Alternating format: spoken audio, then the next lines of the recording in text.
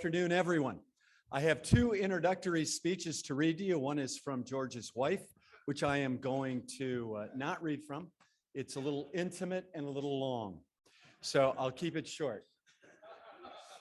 So George Nahodil is probably no stranger to many of you. He's with he's with Members First.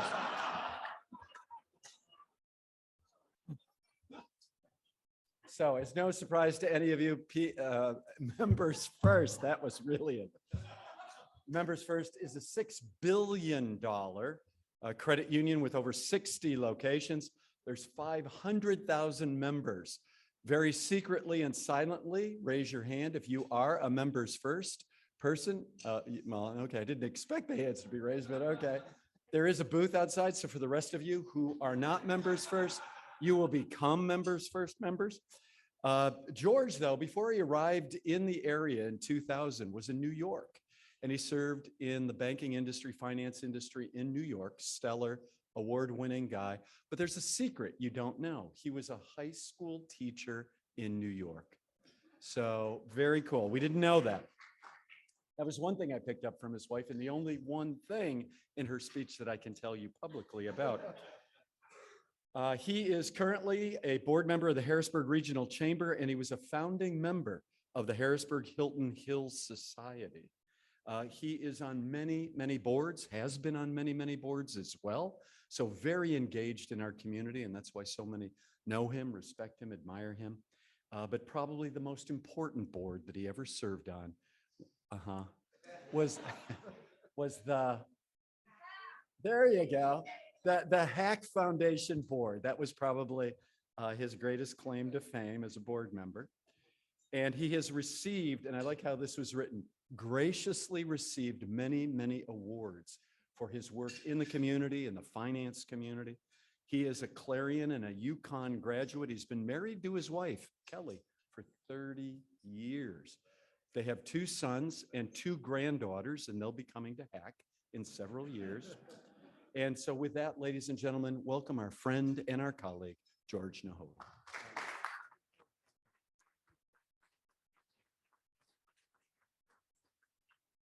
Well, now that Ski has told you everything about you or about me, thank you very much for coming today, and we'll see you.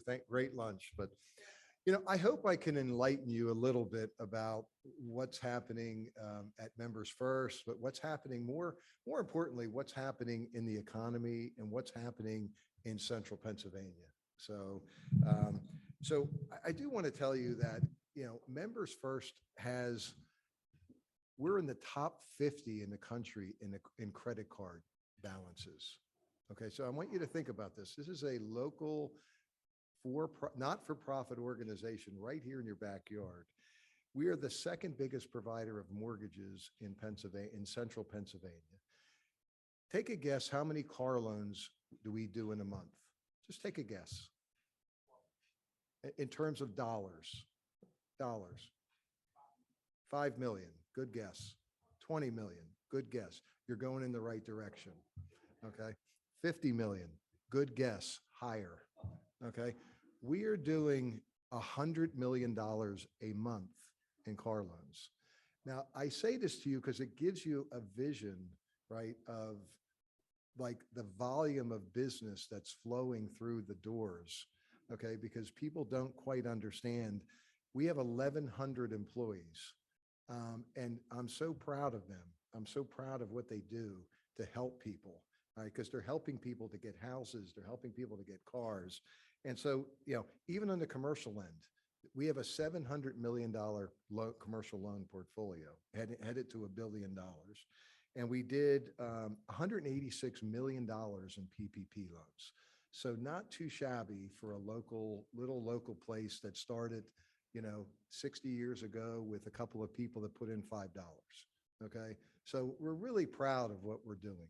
But, you know, what I really wanted to get to was really the difference. And I wanted to take you back to 2020. In March of 2020, I don't know about you guys, but when the state of Pennsylvania shut down, I literally was saying to myself, are we going to be in business? I literally, and the only thing I thought about was 1,100 people that I needed to keep them employed. That's all we thought about. Okay. All right. And so, and it's so quickly how we've come out of it, right? It was 2 years ago, but in 2020, we started doing PPP loans. We did a hiring freeze. I mean, there was complete uncertainty. I mean, and we were totally, totally beside ourselves. Okay. How many of you had the same experience?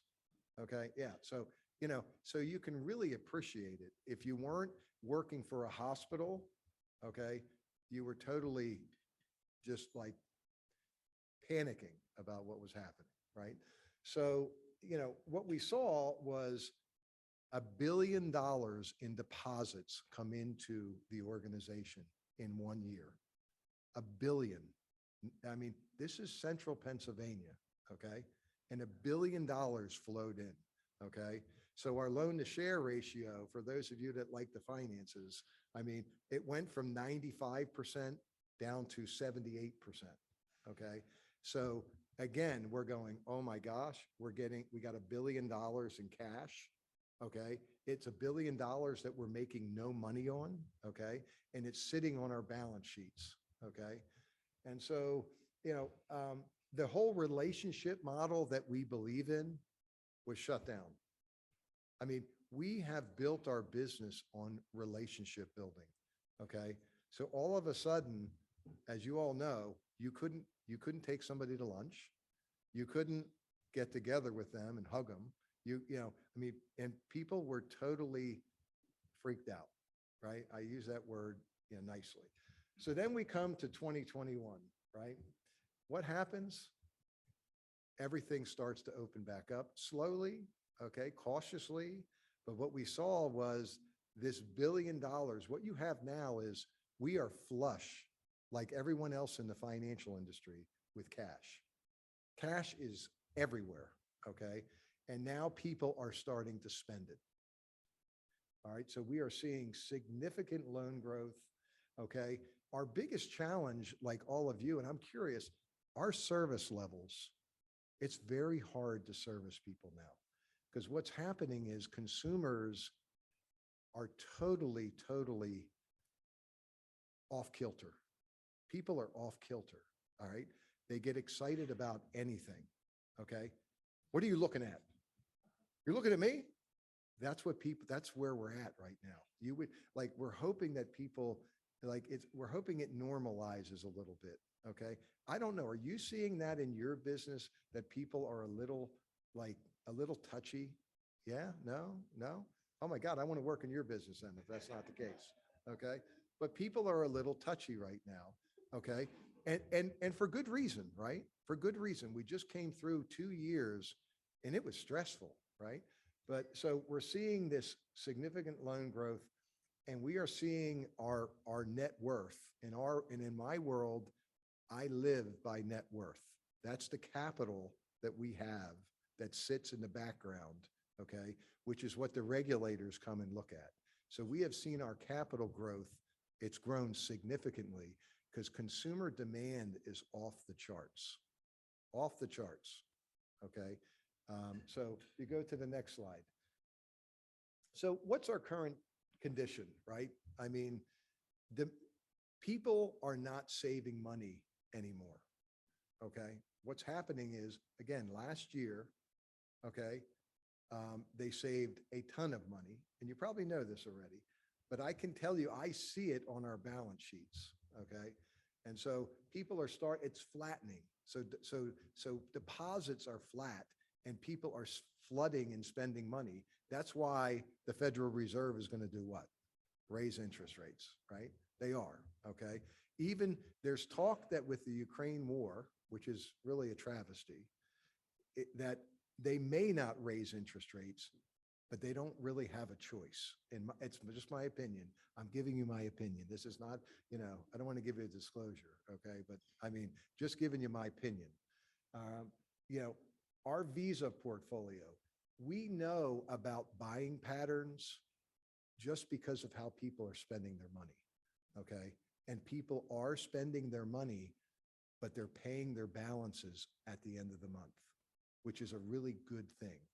It's bad for banks and credit unions, but it's really a good thing for consumers. So they're spending money, and at the end of the month, they're paying it, which is awesome to see. All right. The hope is that they continue to do that.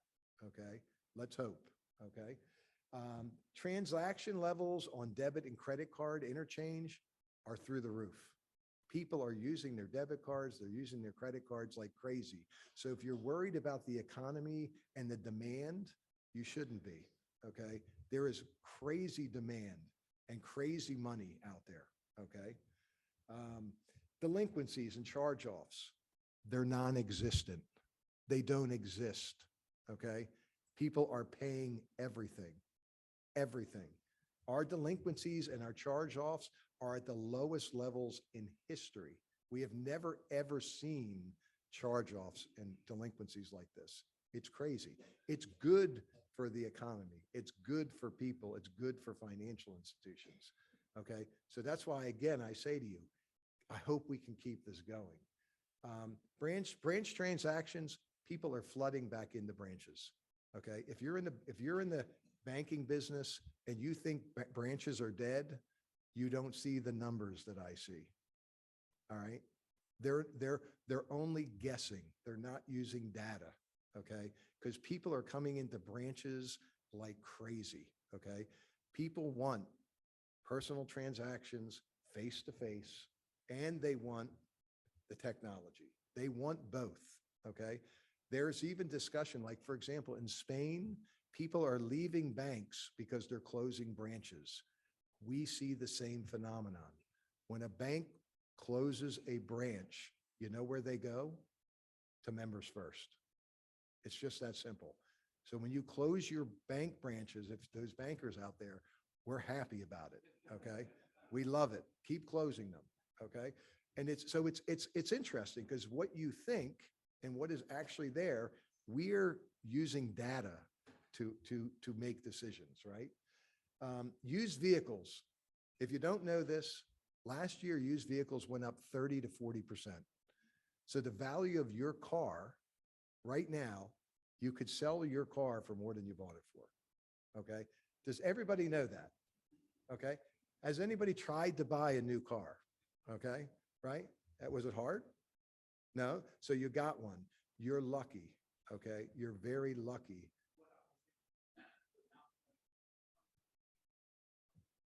Oh, it's yeah.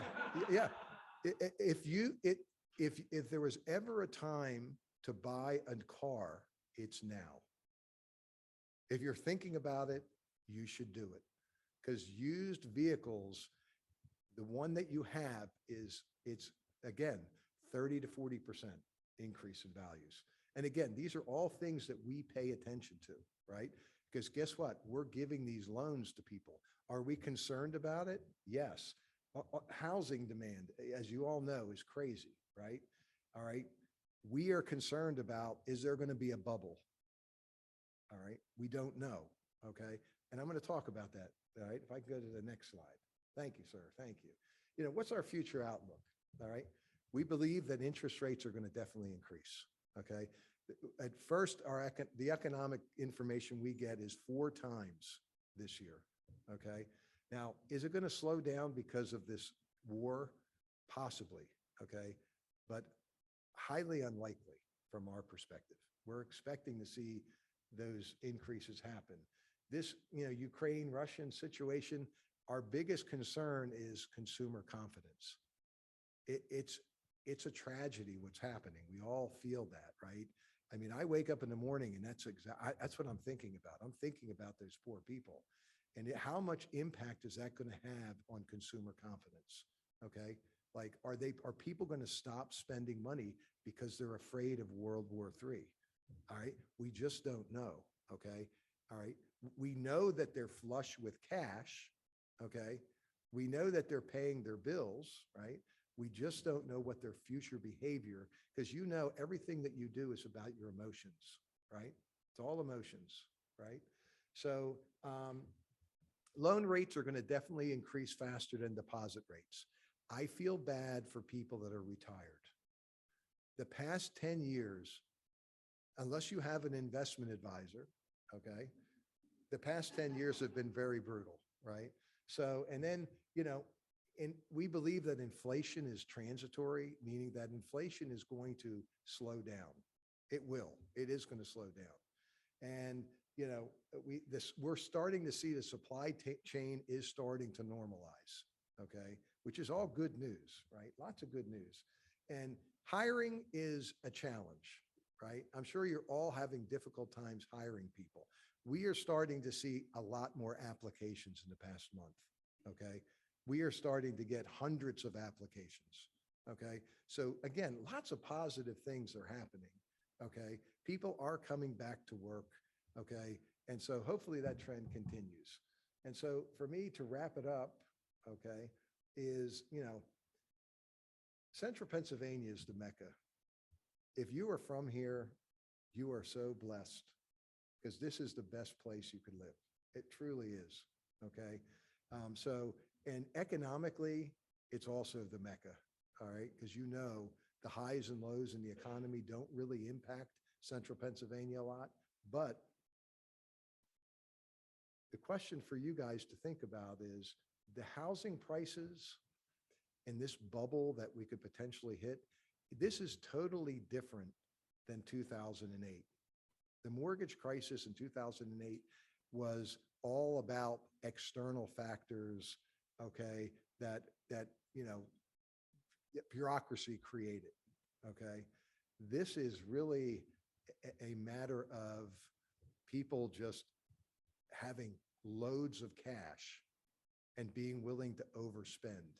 And the question is, I don't know, are housing values going to get lower and lower like they did in Arizona and Florida and California? People that bought houses in California or Florida, 15 years ago, if they tried to sell their house in, 10 years ago, they lost money, period. They lost money. Today, anybody can sell a house anywhere and make money, okay? I mean, you could sell your shack in the back of your yard as a house and somebody would buy it. That's how bad it is. It really is. Okay. So there are some of the things that you should be worried about because you all own a home. Okay. And you can't get too crazy thinking that it's going to stay at that value that it's at right now, because I personally believe that there's going to be a little bit of a dip in value, but I don't know. Right. And then, for me, we believe in three legs of a stool. Okay. We want to take care of the community where we live and make it a better place. We want to make our members financially healthy, okay, and try to help them as much as possible. And then we want to take care of our associates and be good to the people that work for us. All right. And that's kind of like what we do every day. And that's what's making us successful. Okay. And we're trying to do it by being kind and caring. And so if you can do that in your business, you're going to be successful, but the kind and caring part is really hard sometimes, right? Because our people, it's all about numbers. People come first, right? And that's how we run our business. So I hope I enlightened you a little bit about what's happening in the economy. I didn't want to take up a lot of time. I don't know if you have any questions about, because I'd love to take your questions. Yes, sir. Hold on. Oh, I'm sorry. Excuse me. Just a reminder, hold off on the questions until they get the mic bringing around so that people on Zoom can hear. And also for anybody attending on Zoom, feel free to type a question into the chat. Sorry about that.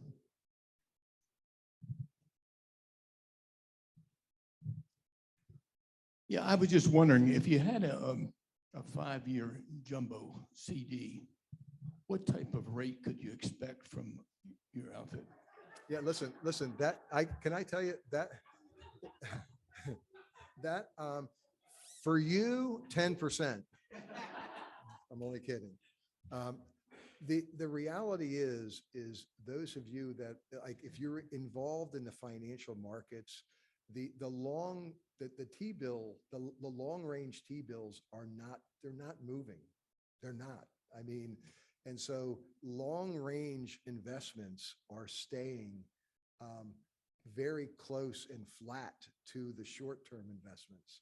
So So for anybody in the finance industry, you're not going to get that 3 or 4 or 5% return on a 5-year or even a 10-year instrument, because they can't turn that money into other producing money unless they're 100% loaned out.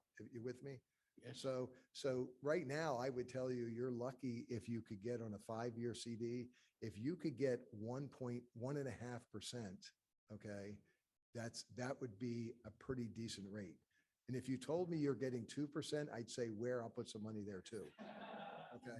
But it's a great question, because that's why I said the retired community, if you're retired, those poor folks were making 5% like 10 years ago, 15 years ago. They were making, 5% on their money. So they're happy, right?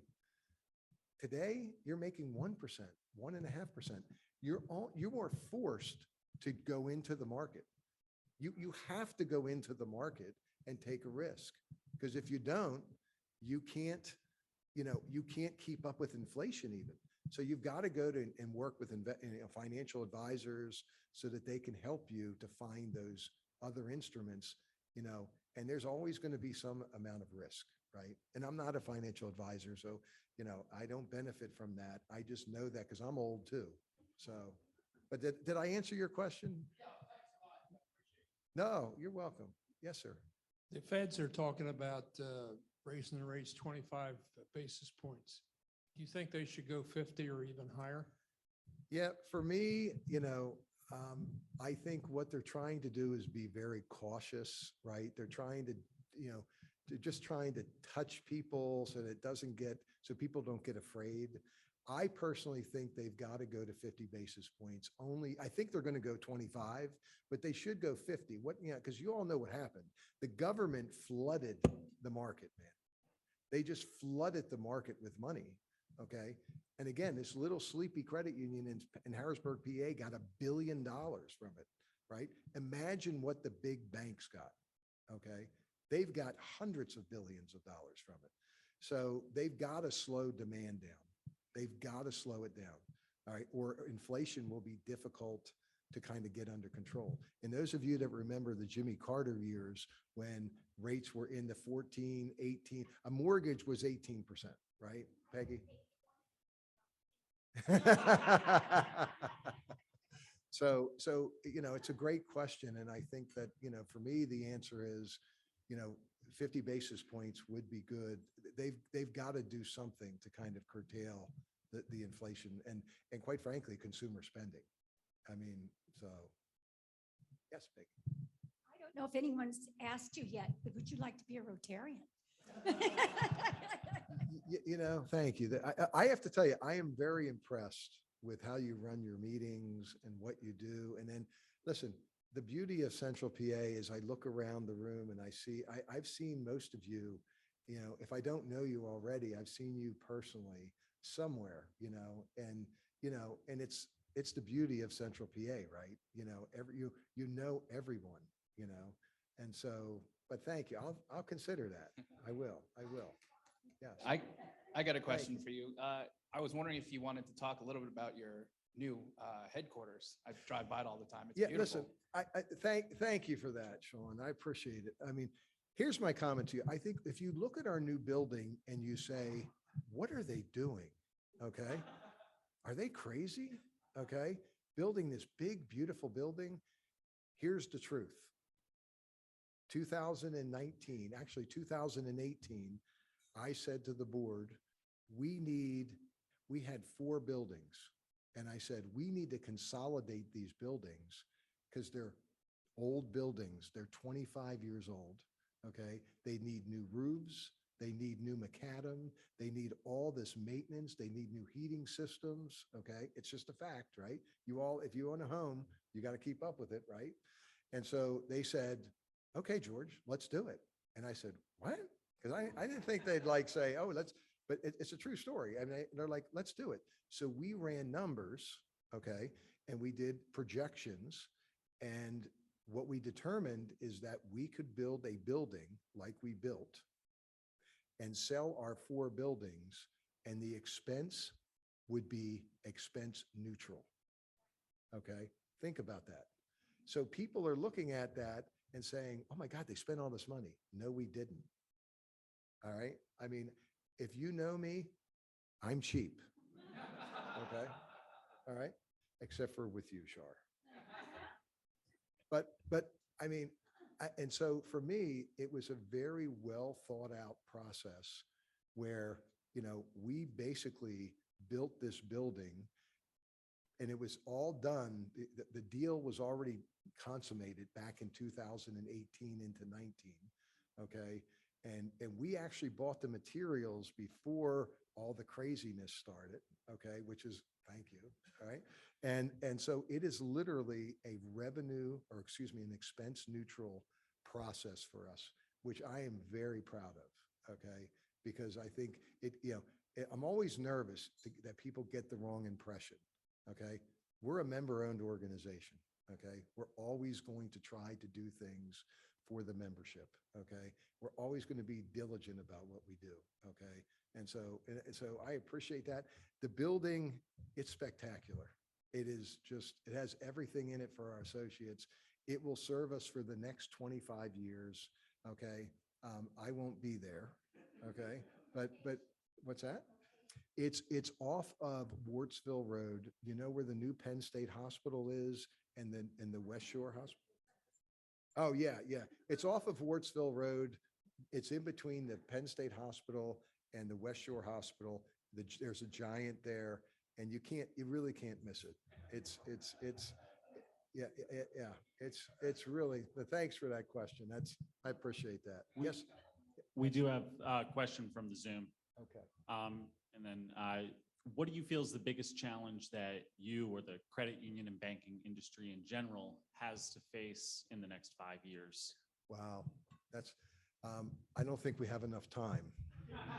But honestly, with anybody that's in the banking business, it's a very fluid business. It changes. I mean, we're not schizophrenic. It changes every quarter because of what's happening in the economy, right? We're changing rates constantly, but I think the biggest challenge we have is technology. It's keeping up with the technology and the demographics. Like I look at a young man who's successful and he probably wants to do all his banking, all right, with this device. He doesn't want to talk to me. When he sees me, he wants to get away from me. He wants to do everything right here, all right? But then I have someone like this good-looking man right here, okay, that,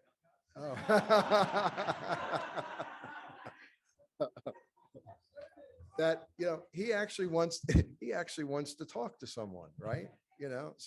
So the technology and trying to be able to do everything that people want, right? And I I use PSECU. PSECU is a good organization and they have made a decision a long time ago. It's all technology. Okay. If you want to go and see somebody, good luck. Okay. But people like that. Some people like that. We have tried to do 3 different channels. And I think that the banks and the credit unions are going to have a difficult time trying to maneuver through who they are as an organization. All right. Because you've got a call center, you got branches, and then you got technology. All of those things cost money. Okay. And so, and imagine if you're running a business, if you're only using technology, okay, you're missing that branch component, you're saving a lot of money with people and the facilities. Okay. But can you grow? Can you serve your membership with that model? So I think that's the biggest challenge. And it doesn't matter if you're Bank of America or M&T Bank or whoever that is, right? They're asking themselves the same thing. How do we serve our customers, with the technology and everything else? So it's a tough question. Question for you. I know you were talking about when, I guess, the bigger banks are closing down and they're coming to members first. Yes. Are you looking at expanding? Yes. We are expanding right now. There, as I speak, there are 5 branches being built in Allentown. So we have 5 branches being built in Allentown. We put 3 branches in the Reading market. And we are going to continue to branch out into other parts of the community. And we actually have 10 branches in Lancaster right now. We have 10 branches in Lancaster, and we have about $600 million there. We want to get more than 600 million. That's not a lot. We think we can get more, but that's. Yeah. Yes, yeah. It is, yeah. And so, and again, those branches, people come into branches, so. Yes. Oh. We have 65 offices, 65. And so, and it's going to continue to grow. Well, oh, yay, how are you? Last question. He's giving me the hook.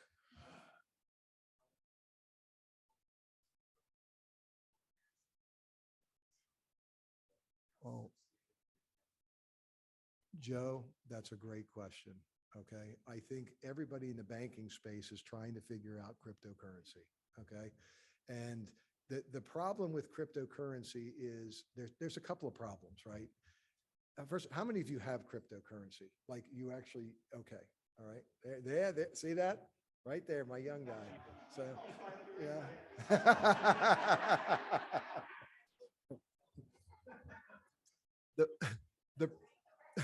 The problem with, here's the problem with cryptocurrency for us is you really can't help someone, okay, if they forget their password, right? You really can't help someone because it's basically a very contained process, right? So what we're looking at potentially being, I'm trying a guardian, okay, or a transactor of those services. Part of it is the federal government has to make some decisions because like credit unions and banks, we're regulated. I mean, I can't just go, hey, I'm going to go, Ellen, I'm going to buy into your business. I can't do that. I mean, I am regulated. There are certain things I can and can't do. Right now, the crypto, we're waiting on the Fed and they're getting close. And we're talking to consultants about how can we serve our members to do that. But it's a loaded question, Joe, because there's a lot of unknowns there. And it's a little scary, because I don't know, but like if I get somebody that's my age and they call me up and say, I can't get to my $400,000 on crypto, guess who they're blaming? Me, okay? And I can't help them, right? You guys do understand that, right? Like it is a lockdown system, right? That only you control. And so there's another danger in this business. What's going to happen? I don't know. People that are really savvy, okay, and like, on the bleeding edge, man, listen, good for you. It's good stuff, right? I'm not downplaying it. We're still trying to figure it out. So great question. So listen, thank you so much. God bless. Thank you. I'm going to go through my mini classification talk. I have to admit, I stumbled on the classification thing. I had to look it up like, what do they mean by that? But at any rate, I am privileged to be here because I have a good friend, Chris Baldridge, who invited me. And I've always been inspired by all his work in the community. So thank you, Chris, for that. And if I can just follow in your footsteps, that would be lovely. So thank you. I was born in Erie, Pennsylvania in 1950, so that makes me 71. And that's a lot of years to traverse this planet. I went to 3 different colleges, Butler University, Ohio State, and then Edinburgh.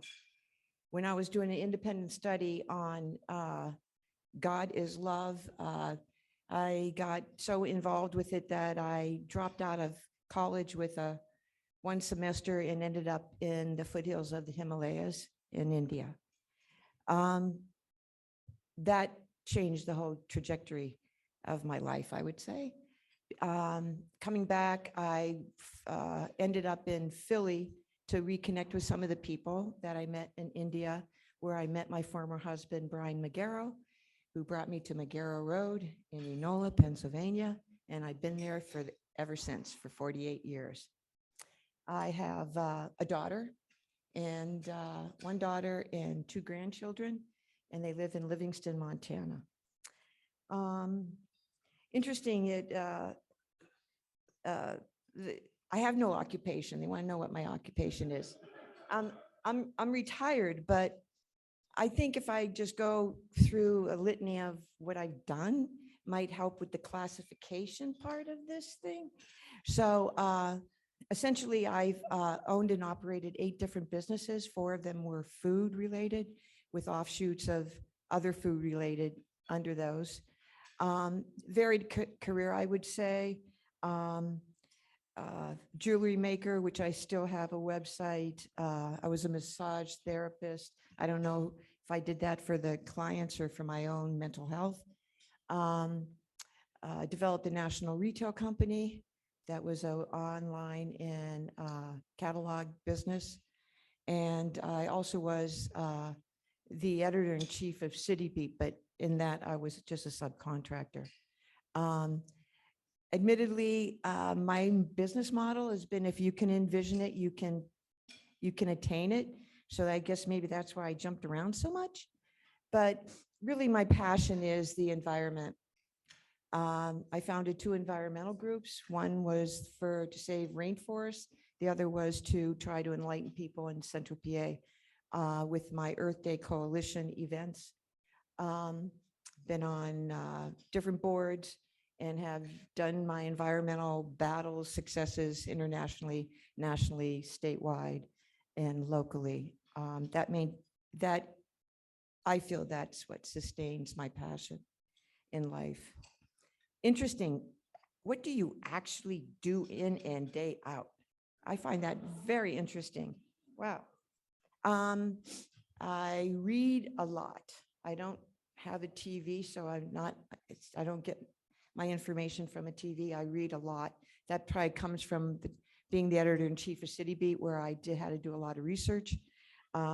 Admittedly, it's to try to get a handle on where the world's going, but admittedly, a lot of it's about sustainable economics and what's happening in our climate reality. Speaking of climate reality, I'm one of Al Gore's climate leaders. That's the name of his group. So I'm a cyclist. I've become a gym rat, and I'm just a curious person. I'm comfortable with a tool belt around my waist and a wheelbarrow on my hands, because I have 3 acres that I tend to, which I think it's a good thing given my age. And what I would like to do with Rotary, I want to connect with people who have concern about their community. You know, I had businesses for a long time in this community, and I believe a business owes the community and give back. So I'm looking for like-minded people who are interested in the environment and sustainable economics, because it's all tied together. Once we honor the land and, the environment, social and economic injustices usually are taken care of, or at least addressed. So thank you for this opportunity. I hope to do more with you, and that's it.